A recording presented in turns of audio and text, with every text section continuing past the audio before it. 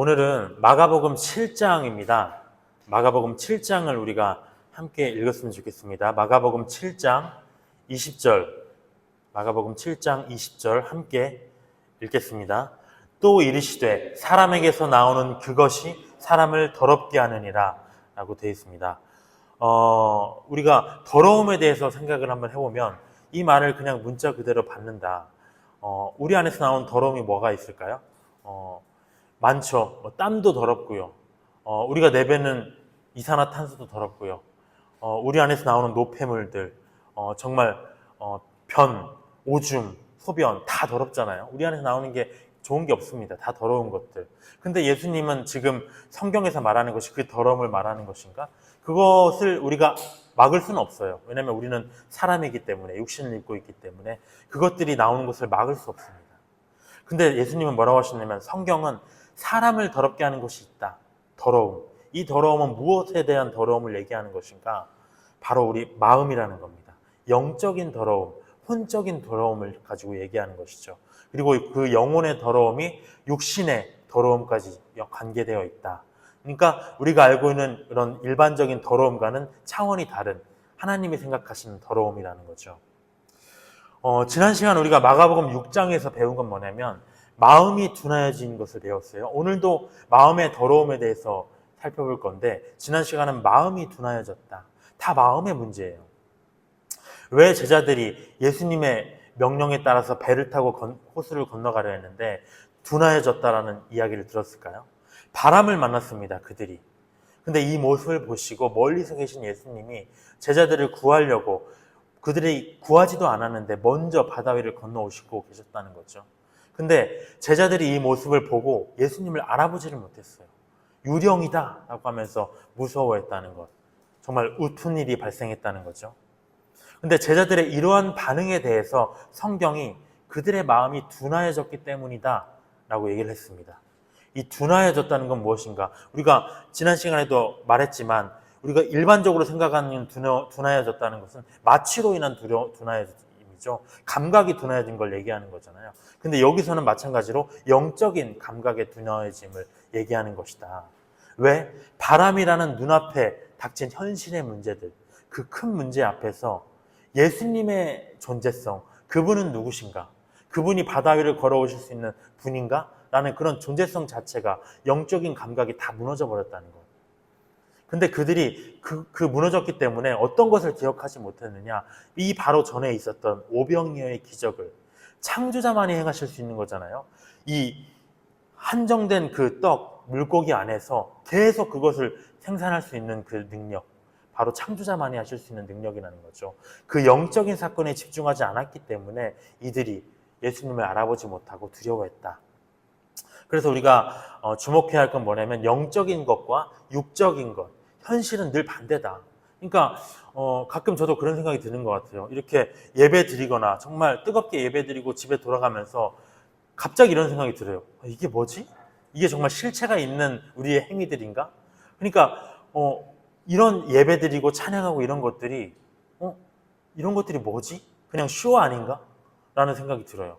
근데 그렇게 현실의 눈으로 바라보게 되면 바로 그렇게 변해버린다는 거죠. 근데 우리가 드리는 건 뭡니까? 세상은 이해하지 못해도 하나님께 지금 예배드리고 있는 거잖아요. 성령께서 이 자리를 주관하고 계신다고 우리가 믿고 있고 우리의 예배를 하나님께서 받으신다라는 그런 확신 속에서 드리는 예배인데 이것이 그냥 현실적인 눈으로 보면 아무것도 아니라는 거죠. 영적인 세계와 현실적인 세계는 정반대다라고 하는 거. 근데 6장이 이렇게 마음이 둔하여진 것을 책망했다면 7장은 마음이 더러워진 것을 책망하셨습니다. 근데 마음이 더럽다. 우리 죄인인 사람의 마음은 원래 더러워요. 예레미야서 17장 9절에서는 마음은 만물보다 거짓되고 심히 부패하였다라고 합니다. 그냥 원래 가만히 있어도 거짓되고 부패한 게 바로 마음이다. 그래서 오늘 본문처럼 더러운 마음을 가진 사람에게서 나오는 것 깨끗할 수가 없죠. 사람에게서 나온 사람이 만든 어떤 전통들, 학문들, 계명들 사람을 깨끗하게 할 수가 없다는 것. 그것은 오히려 더욱 사람을 더럽게 만든다는 것. 그 내용을 지금 말씀하고 계신 것입니다. 1절부터 우리가 한번 쭉 살펴보도록 하겠습니다. 바리새인과 또 서기관 중 몇 명이 예루살렘에 와서 예수께 모여들었다가 그의 제자 중 몇 사람이 부정한 손, 곧 씻지 아니한 손으로 떡 먹는 것을 보았더라. 왜 이들은 씻지 않은 손으로 떡을 먹었을까요? 손 씻고 먹으면 되는데. 이 제자들 중에 어떤 사람들은 어부 출신이었어요. 그들이 배 위에서 물고기를 잡았다는 거죠. 고된 노동을 막 하고 있습니다. 우리가 유튜브나 이런 걸 보면 알 수 있잖아요. 근데 막 지금 물고기를 잡고 있고 급히 자기가 밥을 먹어야 되는데 태연하게 비누로 손을 씻고 가만히 앉아서 잘 차려놓고 먹을 수 있을까요? 그런 습관 자체가 없어요. 평소에 그렇게 살았기 때문에. 그래서 일하던 손으로 막 허겁지겁 먹었을 거라는 거죠. 그런 습관이 그대로 나온 겁니다. 근데 이 모습을 보고 3절에 바리새인과 모든 유대인들은 장로들의 전통을 지키어 손을 잘 씻지 않고서는 음식을 먹지 아니하며, 이들은 고귀한 자들이었어요. 또 시장에서 돌아와서도 물을 뿌리지 않고서는 먹지 아니하며 그 외에도 여러 가지를 지키어 오는 것이 있으니 잔과 주발과 녹그릇을 씻음이러라. 이에 바리새인들과 서기관들이 예수께 묻되 어찌하여 당신의 제자들은 장로들의 전통을 준행하지 아니하고 부정한 손으로 떡을 먹나이까? 부정하다고 합니다. 이들의 부정한 개념이 제자들과 다르다는 거죠. 우리 유대교회는 하나님이 주신 모세오경이 있잖아요. 그 율법의 내용을 바탕으로 해서 실천적인 내용을 담은 미시나라는 게 있었습니다. 이것은 왜 만들어졌느냐? 율법을 더 잘 지키기 위해서 만들었다는 거죠. 율법은 이렇게 규정되어 있는데 미시나는 이 정말 큰 범위로 정해서 이 정말 큰 범위를 지키면 자연히 율법도 지키게 되기 때문에 정말 율법을 어기지 않기 위해서 폭넓게 어떤 실천적인 내용들을 담았다는 거죠. 확장을 한 겁니다. 율법의 내용을. 사람이 만든 계명이었다. 근데 오늘 이 유대교 지도자들이 너 씻지 않은 손으로 먹었구나라고 지적한 것, 그 근거가 어디에 있느냐? 이 장로들의 전통 미시나에서 나왔다는 겁니다. 그리고 이 미시나를 더욱 확장한 게 무엇일까요? 우리가 알고 있는 탈무드라는 것. 근데 이 문제는 미시나라는 게 율법의 바탕이 되어서 만들어진 거예요. 어찌 보면 좋은 종교 서적 아닙니까? 근데 문제는 뭐냐면 성경에 없는 내용이 있었다. 미시나는 어떤 내용으로 되어 있냐면 6개 파트로 되어 있었어요. 시의 농사에 관한 것, 그리고 절기, 여성, 손해, 성물, 정결, 이렇게 6가지의 파트로 되어 있었습니다. 근데 이 씻지 않은 손으로 음식을 먹었다는 것은 정결에 위배된 거예요. 근데 이게 성경에 왜 없는 내용이냐? 하나님이 말씀하신 정결에 대한 개념이 뭔가요? 영적인 정결을 얘기하는 거예요. 죄짓지 않은 그런 그 하나님의 백성들의 계명을 얘기한 겁니다. 근데 이들은 그걸 확장시켜서 육신적으로 뭔가 더럽혀지는 것까지 해석을 해버렸다는 거죠. 왜? 성경을 더 잘 지키기 위해 그렇게 만들었다는 명목으로. 근데 이 본래 취지와는 달리 성경과 다른 것이 돼버렸습니다. 근데 우리가 성경에 정통하지 않은 사람들이잖아요, 유대인들은. 근데 이들이 쓴 책도 이러한데 정말 우리가 이 복음의 시대에 살고 있는 신앙인들이 집필한 책들은 어떨까요? 그것도 잘 분별해야 된다는 것. 성경적이 아닐 수 있다라고 얘기하고 있는 겁니다. 분별해서 볼 필요가 있다. 6절에 이르시되, 예수님이 이제 그 모습을 보고 말씀하십니다. 이사야가 너희 외식하는 자에 대해서 잘 예언하였도다. 기록하였으되 이 백성이 입술로는 나를 공경하되 마음은 내게서 멀도다. 사람의 계명으로 교훈을 삼아 가르치니 나를 헛되이 경배하는도다 하였느니라. 너희가 하나님의 계명은 버리고 사람의 전통은 지키느니라. 요한복음 14장 15절에는 이렇게 되어 있습니다. 너희가 나를 사랑하면 나의 계명을 지키리라 라고 하셨어요. 그들은 하나님을 공경하고 경배한다고 하면서도 뭘 내냐면 자기가 만든 계명들을 공경하고 경배했다는 거죠. 마음은 하나님의 계명보다 미시나와 같은 것들에 그 자기들의 전통을 지키는 것에 더욱 열중했다는 겁니다. 근데 우리가 이렇게 얘기할 수도 있어요. 정말 이게 헷갈리는 부분이에요. 성경도 잘 지키고 사람이 만든 계명도 좋고 전통도 같이 지키면 좋은 거 아닌가? 뭐가 나쁜 게 있느냐? 뭐 거기서 죄를 지으라고 조장하는 것도 아닌데. 우리가 어렸을 적 읽었던 탈무드 안 읽어본 사람 있나요? 이걸 반드시 읽어야 돼 지혜를 얻을 수 있다고 다 읽혔어요. 정말 많더라고요. 근데 그 글을 읽은 많은 사람들이 뭐라고 했냐면 이건 인생의 지침서야 라고 얘기했어요. 그래서 성경도 배우고 탈무드도 보고 좋은 책도 읽고 심리학도 좀 배워놓고 세상을 살아가는 어떤 주식과 여러 가지 지혜들도 배워놓고 그러면 다 좋은 거 아닌가? 하나님 안에서 다 쓰일 수 있는 거 아닌가? 라고 얘기하는 것과 똑같다는 거라. 근데 문제는 뭐냐면 성경이 사람의 계명을 교훈으로 삼는 것 그 자체가 하나님을 헛되이 경배하는 거라고 못 박았다는 겁니다. 그걸 교훈으로 삼는 것 자체가. 왜? 우리가 고린도후서 10장 4절 5절에는 이렇게 되어 있습니다. 모든 이론을 무너뜨리며 하나님 아는 것을 대적하여 높아진 것을 다 무너뜨리고 모든 생각을 사로잡아 그리스도에게 복종하게 하라라고 하셨어요. 또 골로새서 2장 28절에는 이렇게 되어 있습니다. 누가 철학과 헛된 속임수로 너희를 사로잡을까 주의하라. 이것은 사람의 전통과 세상의 초등학문을 따름이요 그리스도를 따름이 아니니라라고 강력히 경고하셨다는 겁니다. 완벽하신 하나님이 만든 성경을 죄인인 사람이 만든 것들로 부연하거나 보완할 수가 없다는 거예요. 더 해롭게 만든다. 근데 유대인들이 만든 이 계명 전통 중에는 이렇게 내용을 확장시킨 것뿐만 아니라 성경의 내용을 확장시킨 것뿐만 아니라 가장 큰 문제는 뭐냐면 완전히 반대되는 것으로 만들어버렸다는 것. 없는 내용을 한 것뿐만 아니라 성경의 내용과 대치되는 내용을 만들었다는 겁니다. 그게 무엇인가? 그 대표적인 예가 바로 고르반이라는 유대인들의 전통, 관습법이라고 하는 겁니다. 늘 그렇게 해왔기 때문에 법이 되어버린 것. 9절에 또 이르시되 너희가 너희 전통을 지키려고 하나님의 계명을 잘 저버리는도다. 모세는 네 부모를 공경하라 하고 또 아버지나 어머니를 모욕하는 자는 죽임을 당하리라 하였거늘 너희는 이르되 사람이 아버지에게나 어머니에게 말하기를 내가 드려 유익하게 할 것이 고르반 곧 하나님께 드림이 되었다고 하기만 하면 그만이라 하고 자기 아버지나 어머니에게 다시 아무것도 하여 드리기를 허락하지 아니하여 너희가 전한 전통으로 하나님의 말씀을 폐하며 또 이같이 일을 많이 행하느니라 라고 하셨습니다.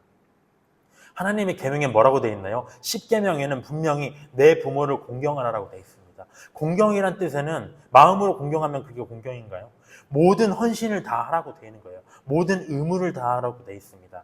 근데 유대교인들은 뭐라고 했냐면 자기들은 하나님을 섬겨야 되기 때문에 바쁘거든요. 물질도 한정이 되어 있거든요. 그래서 간편한 법을 만든 거예요. 하나님께 드렸으면 부모에게는 드릴 필요가 없어. 이런 관습법을 자기들이 만들어 놓고 성경이 진 의무를 임의로 면제시켰다는 거죠. 이것은 무엇이냐? 사람의 전통을 지키기 위해서 하나님의 계명을 저버린 것입니다. 사람의 전통으로 하나님의 말씀을 폐한 것입니다. 저는 이 구절을 보면서 많은 반성을 했어요. 왜냐? 지난 추석 때 사실은 이번에 고향에 내려가지 못했는데 그런 생각했어요. 고향에 내려가지 않으니까 용돈을 제가 적게나마 드렸거든요. 안 드리면 안 되나? 참 지금 좀 약간 재정 상태도 좋지 않으니까 이번에는 그냥 넘기자. 근데 이 말씀이 사실 떠올랐어요. 고르반 하면 안 되지. 근데 어떻게 됐냐면 얼렁뚱땅 넘어갔습니다. 사실.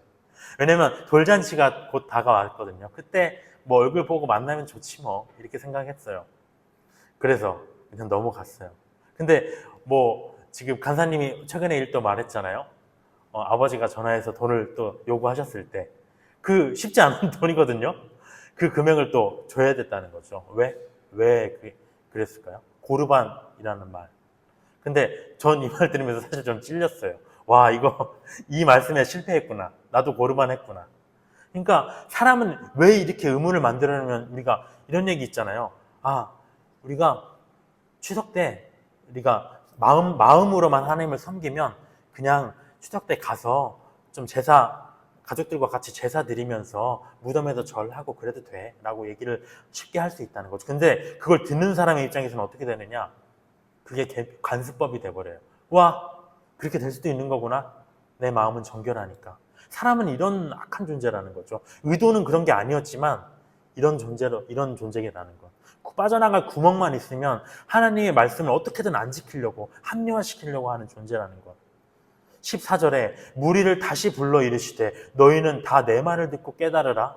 무엇이든지 밖에서 사람에게로 들어가는 것은 능히 사람을 더럽게 하지 못하되 사람 안에서 나오는 것이 사람을 더럽게 하는 것이니라 하시고, 사람에게서 나오는 사람이 만든 것들이 사람을 더럽게 한다는 거죠.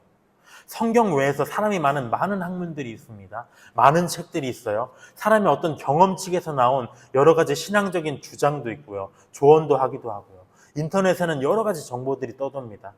근데 그런 것들은 문제가 뭐냐면 우리를 더럽게 한다는 거죠. 알게 모르게. 왜? 왜 사람이 만든 것들은 더러운 것인가? 우리의 마음이 더럽기 때문입니다. 우리의 마음이. 17절에 무리를 떠나 집으로 들어가시니 제자들이 그 비유를 묻자오는데 예수께서 이르시되 너희도 이렇게 깨달음이 없느냐? 너희도라고 했어요. 너희는 달라야 되지 않느냐? 너희는 세상 사람이 아니지 않느냐? 그러면서 무엇이든지 밖에서 들어가는 것이 능히 사람을 더럽게 하지 못함을 알지 못하느냐? 이는 마음으로 들어가지 아니하고 배로 들어가 귀로 나갑니다. 이러므로 모든 음식물을 깨끗하다 하시니라. 또 이르시되 사람에게서 나오는 그것이 사람을 더럽게 한다. 19절에 보면 마음으로 들어가지 않는다고 그랬어요. 뭐가? 밖에서 들어가는 것이. 마음이 더러워졌을 때 거기서 나오는 것이 우리를 더럽게 한다는 건데 우리가 먹는 것, 가장 더럽다고 생각하는 게 뭡니까? 우리의 변이죠. 사람 안에서 나오긴 합니다. 근데 그건 뭐냐면 밖에서 들어와서 밖에서 들어온 거예요. 깨끗한 음식물이었어요. 원래는. 그것이 위장을 타고 그대로 다시 배출된다는 것. 우리의 마음을 건드리지 않아요. 그것은. 그렇기 때문에 그것은 사람 안에서 나온 게 아니에요. 우리 밖에서 넣었기 때문에 나온 거지. 근데 사람 밖에서 나온 것이 들어간 것이 나왔다는 거죠. 그것은 사람을 더럽게 하지 않는다. 무엇이 사람을 더럽게 하느냐? 들어간 것이 없이 사람 안에서 자체 생산되는 것. 바로 마음에서 나오는 것이라는 겁니다. 21절에 속에서 곧 사람의 마음에서 나오는 것은 악한 생각이라는 거죠. 악한 생각이 우리를 더럽게 합니다. 그것들의 종류가 나와요. 음란, 도둑질, 살인, 간음, 탐욕, 악독, 속임, 음탕은 음란을 보다 더 확장된 범위죠. 모든 음탕한 매설과 이런 것들 다 포함하는 거죠. 질투, 비방, 질투도 있네요. 비방, 교만, 우매함, 어리석은 것도 우리를 더럽게 해요. 하나님의 지혜로 행하지 않는 것도, 우매한 것도 더러운 것이라는 것. 이 모든 것이 다 속에서 나와서 사람을 더럽게 한다. 사람의 마음에서 나오는 것들은 이런 것들입니다. 근데 이러한 것들을 내보내는 사람이 쓴 책, 사람이 만든 이론, 그것이 우리를 깨끗하게 할 수 있다? 그것은 말이 안 되는 것. 그런데 유대인들은 하나님이 주신 성경, 맑은 물이죠. 이 맑은 물을 버리고 자기들이 만든 계명, 그것을 보완하겠다는 명목으로 전통, 그것들로 흙탕물을 뒤집어 쓰고 있었다는 겁니다. 사람을 깨끗하게 하는 건 무엇인가? 오직 요한복음 17장 17절에 나온 것과 같이 그들을 진리로 거룩하게 하옵소서. 아버지의 말씀은 진리입니다. 아버지의 말씀뿐입니다. 성경을 공부하다 보면 마음이 깨끗해지는 느낌 받아보지 않으셨나요? 저는 그 느낌을 받아봤어요. 성경을 공부하는데 마음속에서 물이 뚝뚝 떨어지는 그 느낌을 잊을 수가 없어요. 진짜 체감되게 마음에서 뭔가 눈물은 흘리고 있는데 마음에서 눈물이 뚝뚝 떨어지는 것 같은 느낌? 그것이 내 마음을 씻기는 느낌. 죄인인 사람 안에서 나온 것들로는 깨끗해질 수 없지만 거룩하신 하나님에게서 만들어진 것은 사람을 깨끗하게 할 수 있다. 26절입니다. 그 여자는 이제 새로운 이 깨끗하게 하는 하나님의 계명을 따르는 자가 있어요. 계명을 바라는 자들이 있었습니다. 26절에 그 여자는 헬라인이요 수로보니게 족속이라 자기 딸에게서 귀신 쫓아내 주시기를 간구하거늘. 유대교 지도자들 중에는 누구도 예수님께 나와서 자기를 깨끗하게 해주심을 바라지 않았어요. 왜? 자기들을 깨끗하게 하는 그 계명들이 있다고, 사람이 만든 계명들이 있다고 생각하기 때문에. 근데 이 이방 여인은 뭐냐면 예수님께 나와서 자기 딸에게 씌인 귀신을 쫓아내서 내 딸을 좀 깨끗하게 해주세요 이렇게 바라고 있었습니다. 그래서 예수님께 나왔어요. 근데 27절에 뭐라고 했냐면 예수께서 이르시되 자녀로 먼저 배불리 먹게 할지니 자녀의 떡을 취하여 개들에게 던짐이 마땅치 아니하니라. 예수님은 이 깨끗하게 하는 복음이 하나님의 택한 백성 유대인들에게 먼저 쓰여지기를 원하셨습니다. 그래서 자기 자녀들에게 이 복음의 떡, 말씀의 떡이 가기를 원했다는 거죠. 근데 이 이방인들, 너희들은 먹을 것만 쫓는 그런 개들이잖아. 육신의 정욕대로 그런 살아가는 개들과 같잖아. 너희들에게는 이런 거룩한 것을 줄 수가 없어. 라고 얘기를 하셨습니다. 근데 28절에 여자가 놀라운 대답을 합니다. 이 내용은 깊이 생각해 봐야 돼요. 여자가 대답하여 이르되 주여 올소이다마는 상아의 개들도 아이들이 먹던 부스러기를 먹나이다. 예수님의 이 매몰찬 말씀에, 냉정한 말씀에 올소이다라고 먼저 답변을 했어요. 자신을 개에 비유한 불쾌한 말씀에 흥분한 게 아니라 메시아의 신 당신의 말씀은 진리이기 때문에 틀린 것이 하나도 없습니다라고 했어요. 베드로는 뭐라고 했습니까? 주여, 그 일이 이루어지지 않을 것입니다. 오히려 반대했었잖아요. 어떤 얘기를 하셨을 때. 그녀는 그렇지 않았다는 것. 그러면서 뭐라고 했냐면 상 아래 개들도 아이들이 먹던 부스러기를 먹나이다 했습니다. 이것은 두 가지의 깊은 의미를 가지고 있어요. 첫 번째, 자기들은 이방인들이에요. 육신의 정욕대로 살던 개와 같은 자들입니다. 당신이 말씀하신 것처럼. 근데 유대인들은 누구냐? 복음의 떡이, 말씀의 떡이, 그 온전한 떡이 그들 앞에 놓여져 있는데도 제대로 먹을 수가 없는 아이들과 같은 존재다. 아이들이지 않습니까? 우리는 개들이지만. 그래서 그 사람들은 뭐냐? 하나님의 말씀을 소화할 능력이 없어서 자기들의 말을 간편하게 만들어 먹었다는 거죠. 두 번째 담긴 의미는 뭡니까? 자신은 성경을 맡은 유대인들처럼 온전한 복음의 말씀 떡 지금 얻을 수 없는 건 압니다. 하지만 귀신아 나가라 라고 하시는 그 부스러기 같은 한마디 말씀만이라도 먹고 싶다고 하는 것입니다. 창조주의 말씀이기 때문에 그 부스러기의 말씀만으로도 내 딸이 고침을 받을 거라는 걸 알았다는 거죠. 그 부스러기를 먹은 이방 여인은 어떻게 됐습니까? 29절에 예수께서 이르시되 이 말을 하였으니 돌아가라. 귀신이 네 딸에게서 나갔느니라. 이 한마디 말씀, 이 부스러기로 30절에 여자가 집에 돌아가 보니까 아이가 온전히 침상에 누웠고 귀신이 나간 것을 발견했습니다. 하나님께 영광을 돌렸습니다. 부스러기의 말씀만으로도. 31절에 반대되는 또 사람이 나왔어요. 예수께서 다시 두로 지방에서 나와 시돈을 지나고 데가볼리 지방을 통과하여 갈릴리 호수에 이르시매. 데카볼리 지방 우리가 앞에서 들어봤죠. 군대 귀신 들린 자가 고침받은 지역입니다. 군대 귀신 들렸다가 예수님에 의해서 온전케 된 전도자가 예수님의 명령에 따라서 그 지역에 복음을 전했잖아요. 근데 여기를 통과하시는데 많은 사람들이 나오기 시작했어요. 누가 뿌린 열매일까요? 누가 뿌린 복음의 열매일까요? 그가 데카볼리 지방의 전도자, 바로 군대 귀신 들린 자가 뿌린 복음의 열매일 것입니다. 그는 거두지 못했지만 지금 예수님이 거두고 계신 것. 32절에 사람들이 귀먹고 말도 듣는 자를 데리고 예수께 나와 안수하여 주시기를 간구하거늘 예수께서 그 사람을 따로 데리고 무리를 떠나사 손가락을 그의 양귀에 넣고 침을 뱉어 그의 혀에 손을 대시며 하늘을 우러러 탄식하시며 그에게 이르시되 에바다 하시니 이는 열리라는 뜻이라. 그의 귀가 열리고 혀가 맺힌 것이 곧 풀려 분명하여졌더라.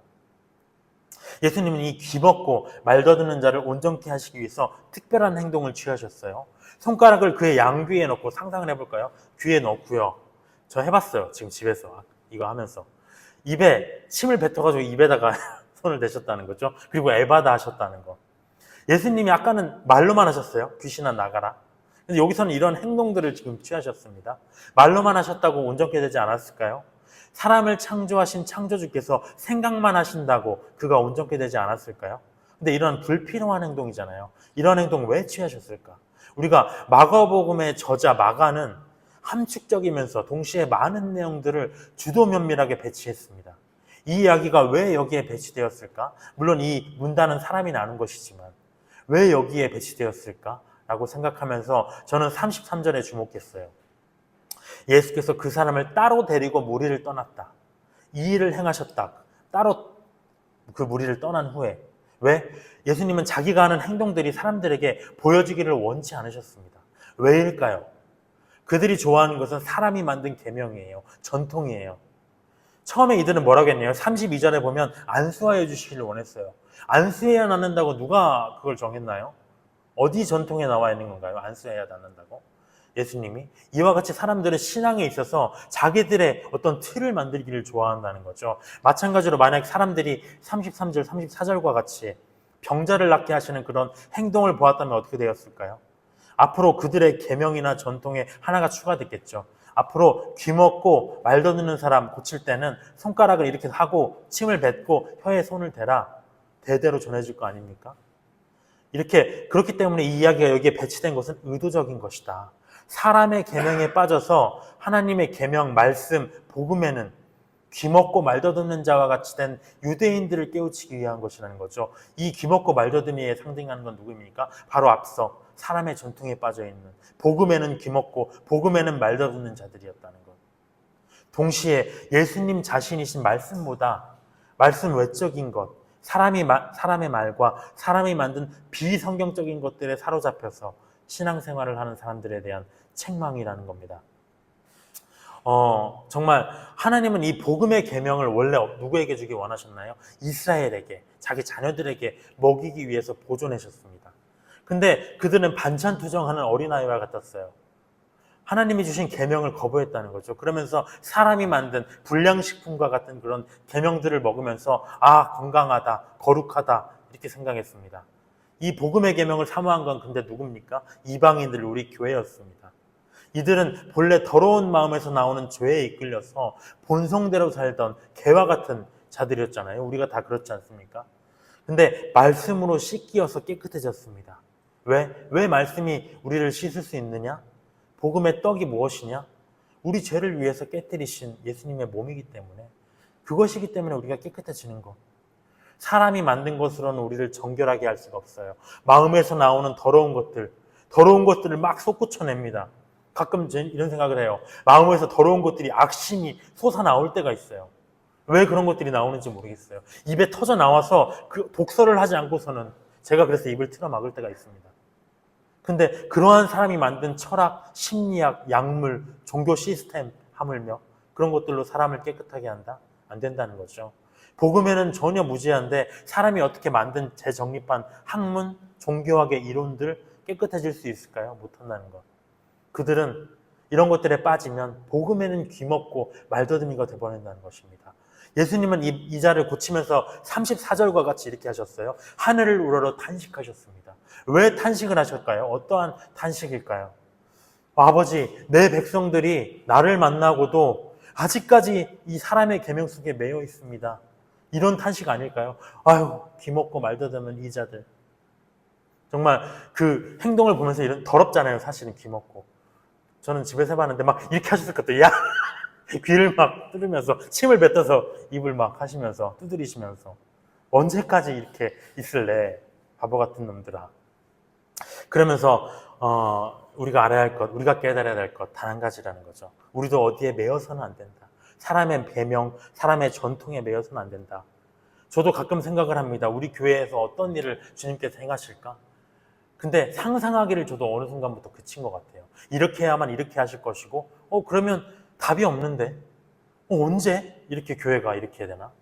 상상하기를 자꾸 멈춰지는 것 같아요. 하지만 주님은 상상할 수 없는 일을 행하시는 거잖아요. 나도 내가 알고 있는 지식 속에 하나님을 자꾸 가두려고 합니다. 하지만 이제는 여러 가지를 상상하려고 합니다. 매여있지 않으려고 해요. 하나님의 일들에. 하나님이 우리도 아직까지 무언가에 매여 있다면 그래서 에바다 하신 예수님의 말씀을 받아야 됩니다. 열려라 제발 너희들아. 너희들의 생각, 너희들의 고정관념 열려라. 매인 모든 것이 다 열리기를 바란다. 그 말씀을 우리가 받아야 된다는 것입니다. 그 하나님의 무한하신 그러한 계획 속에서 성장해 나가는 우리 교회가 되기를 기도합니다. 네, 기도로 이 시간 마치겠습니다. 주님 감사드립니다. 에바다 하신 예수님의 말씀을 기억합니다. 하늘을 우러러 탄식하시는 것이 바로 우리를 향한 탄식입니다. 우리가 아는 창조자는 무한하신 분이고 무에서 유를 창조하시는 분이고 말씀만으로도 어떤 것들을 행하실 수 있는 분인데 우리가 그분을 자꾸 가두려 합니다. 이 성경이란 온전한 것을 주셨는데도 자꾸 변개하고 변조하고 사람의 생각들과 사람의 이야기들을 쫓아가려고 합니다. 그러지 않게 도와주시옵소서. 매이지 않게 도와주시옵소서. 죄에 매이고 고정관념에 매이는 삶을 살지 않게 도와주시옵소서. 주님께서 우리의 매인 것을 다 풀어주시고 온전케 하시고 오직 주님의 자유함, 성령님의 자유함 속에서 한 걸음 한 걸음 주님에게 주신 열린 길로 나아가는 우리가 되게 하여 주시옵소서. 오직 주님께 감사드리며 이 시간을 주님께 영광 돌리오며 살아계신 우리 주 예수 그리스도의 이름으로 기도드렸습니다. 아멘.